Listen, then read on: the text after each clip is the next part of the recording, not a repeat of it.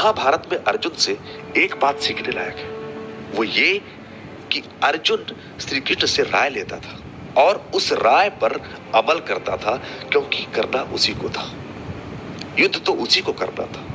रण क्षेत्र में धनुष बाण लेकर के, तीर कमान लेकर के युद्ध उसे ही करना था। अगर वो युद्ध नहीं करता, अगर उसे हथियार चलाना नहीं आता, उसमें कौशल नहीं होता, उसमें सीखने का हुनर नहीं होता, तो कृष्ण की राय का कोई मतलब नहीं। कहना यह चाहता हूं कि कोई आपको खेलना सिखा सकता है, खेलना तो आपको ही पड़ेगा। कोई आपको गाने गाना सिखा सकता है, गाना तो आपको ही पड़ेगा। इसलिए सबसे पहले खुद को तैयार करिए सीखने के लिए और फिर उस पर काम करने के लिए। और ये बात आप गठान बांध कर रख लीजिए कि लड़ना आपको ही है, करना आपको ही है।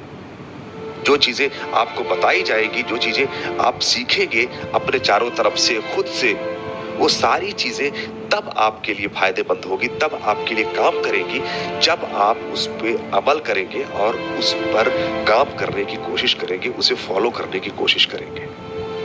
कभी भी ज्ञान सुन करके आप अपने आप में परिवर्तन नहीं ला सकते जब तक उस ज्ञान को आप उस तरीके से आगे ना बढ़ाएं। इसलिए बिना संकोच के अच्छी राय में रहिए, अच्छी संगति में रहिए और वहां से जो सीखिए उस पर काम करिए।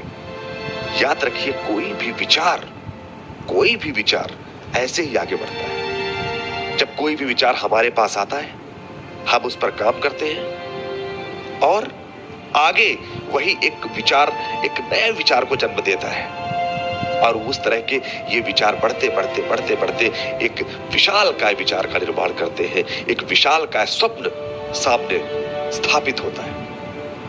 तो सबसे पहले अपने सपनों को पूरा करने के लिए आप राय लीजिए, आप सीखिए अपने चारों तरफ से जो आपके सपनों के लिए जरूरी है और उस पर काम करिए, क्योंकि बिना किए कुछ नहीं, कुछ भी।